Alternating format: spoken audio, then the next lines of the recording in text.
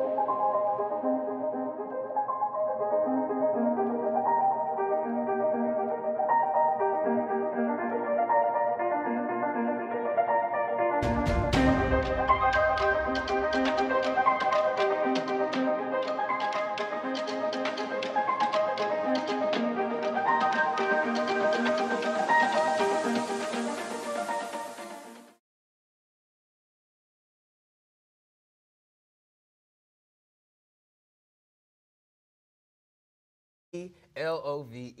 and today we got conversations with love with the Hotellabi. Yeah, I'm saying. So right now I'm gonna let her introduce herself. Just tell us about where you're from, your background, all that, and then we'll go into some more conversation. Oh yeah, well, it's the Hotellabi. It's short for my full name, LaBianca. And back in school, I ran track U of L, and they would always pronounce my name wrong. It would be Labby, Labai, so I made it a point to make sure that I introduce myself as Labby like a hotel. Oh, okay. And I'm from Lexington, Kentucky. Yes, Prime sir. Station High School, ran track, played basketball, cheer. We was winning, you know. Don't hate. Okay, it's all love. It's all love. Yeah, all love. But no, so actually with that, because you brought up track, because Yeah. we're going to be a little bit all over the place. Oh, We're yeah. having a genuine conversation, right? Unscripted, all that. But she ran at U of L. If y'all know, I also ran at U of L too. So can you just talk about how you, what was your experience like with running track at U Of U of L. Yeah, U of L. Y'all get what I'm trying to say. You know, U of L. it was a great experience because the transition from high school to college was like, I don't know if I'm gonna fit in. I don't know if I'm gonna like who's on the team.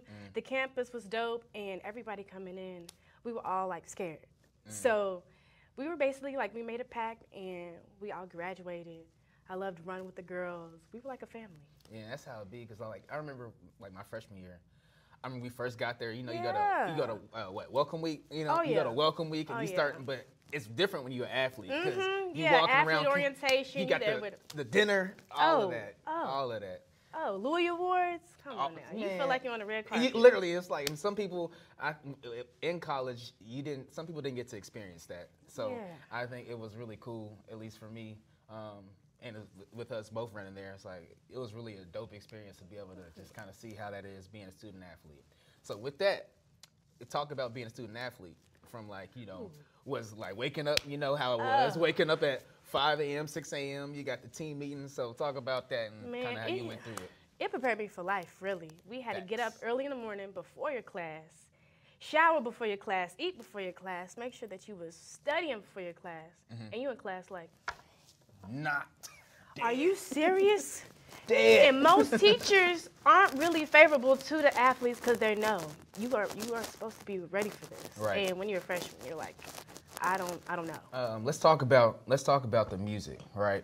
So with your music, because that's I think that's your bread and butter right there. Because if y'all don't know, if y'all need a vocalist, a singer, songwriter, y'all better tap in. I got a project on the way, and she done helped me last week. Literally last week, we was working on something, and I know we're gonna definitely have to do some more collabs. But just talk about your music, and if there's anything you want to say about your journey, what inspired you to do music, all the above. I've always sung as a child. I sung in the choir, and I never really liked singing for like groups or chorus in high school. I always hated singing other people's stuff unless I liked it or I was passionate about what I was singing. And I went to college, and I would go to the stairwell because that's where the best acoustics was, and I would sing different covers. I would put them on what it was. Now it's TikTok. But it used to be Vine. Vine. And short clips, I would always record myself. And my teammate was like, you're always in a restroom singing. You're always in a stairwell singing. Why don't you go into an open mic? I was like, this contest, don't want to do it. Yep, in front of people, all that. Yes, and we went to, the Q's had an open mic.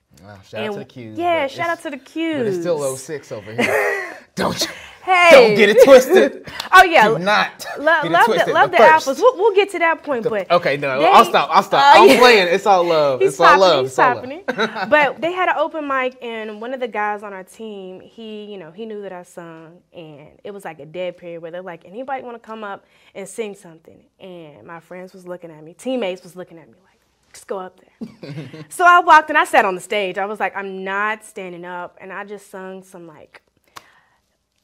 Chris Brown. Some Chris Brown song. This Christmas. Was it acapella? Yeah, acapella. Okay. Acapella. I was just like, Chris. yes. And everybody started singing. I was like, you know what? That felt good. Mm-hmm. And then from there, I was, in Kerr's Hall with a lot of musicians. Oh, not Kerr's. Yeah. We had a lot of musicians in Kerr's.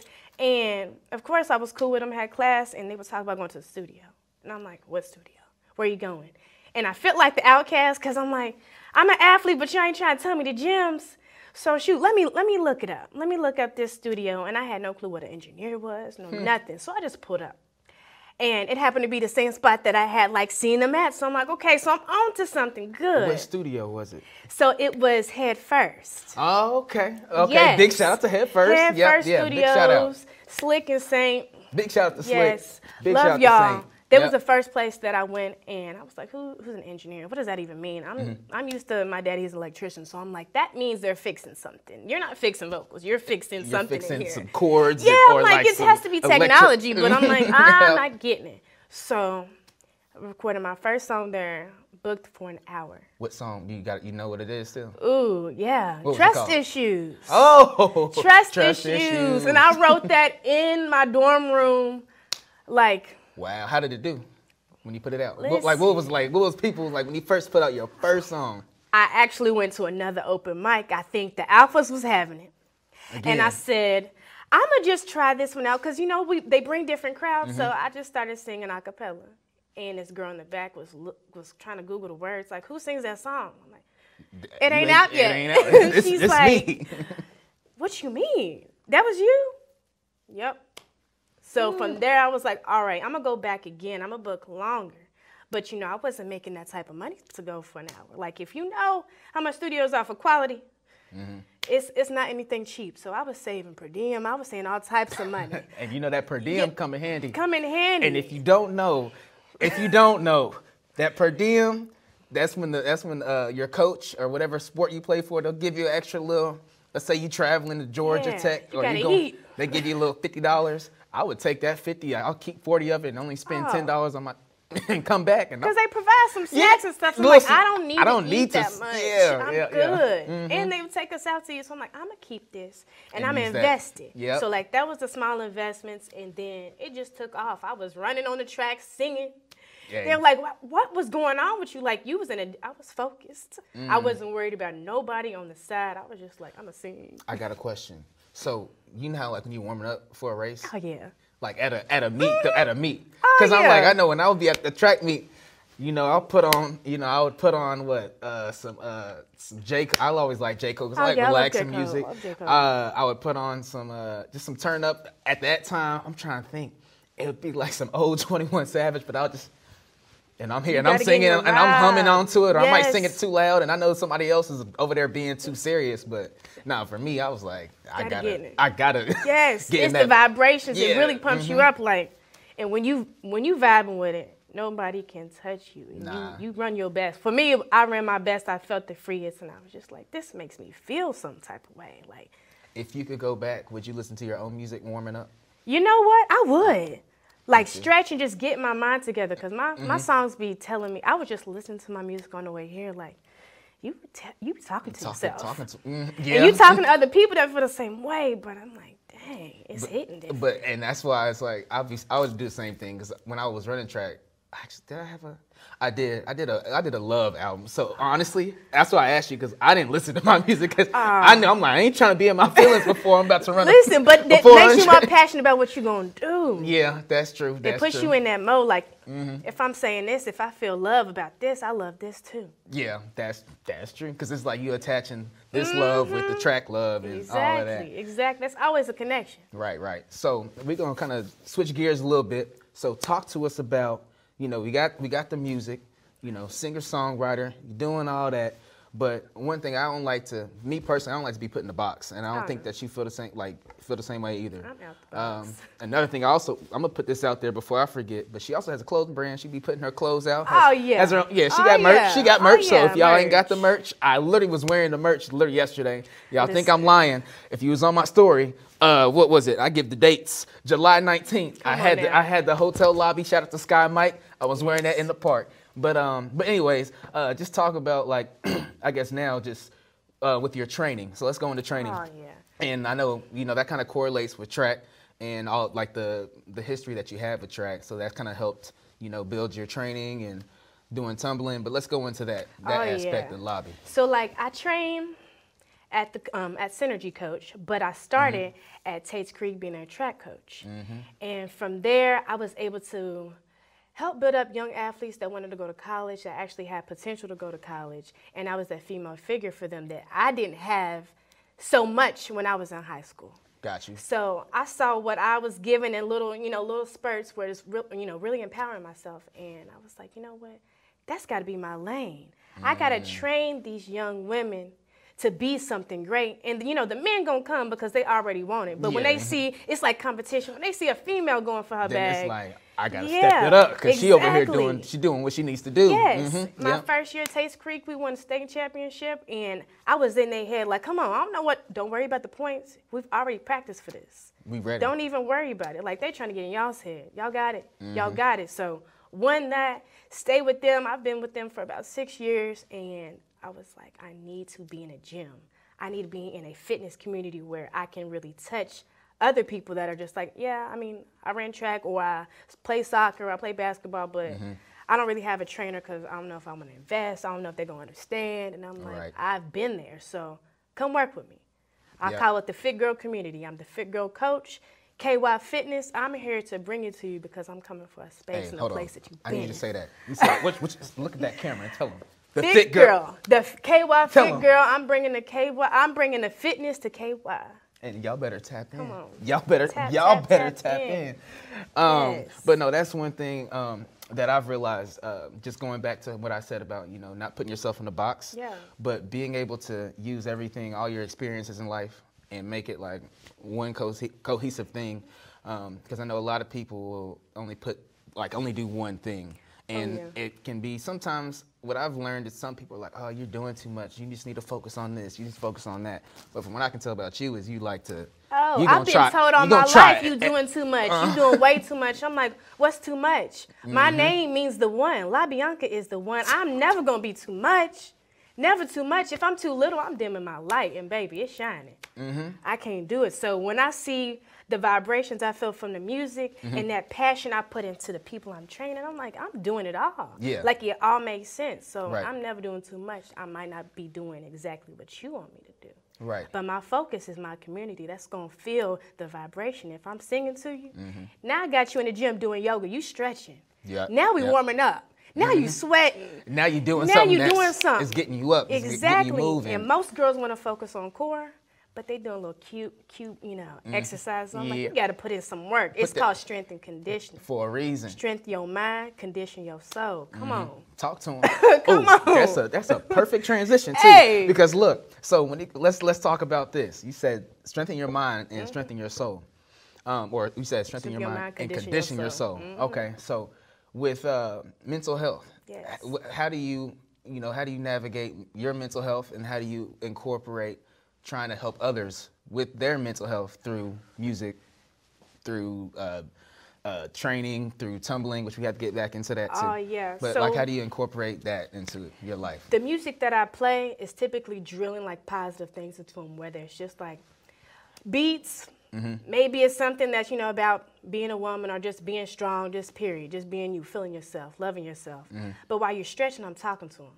You breathing. I'm not a yoga teacher. I'm a mind coach.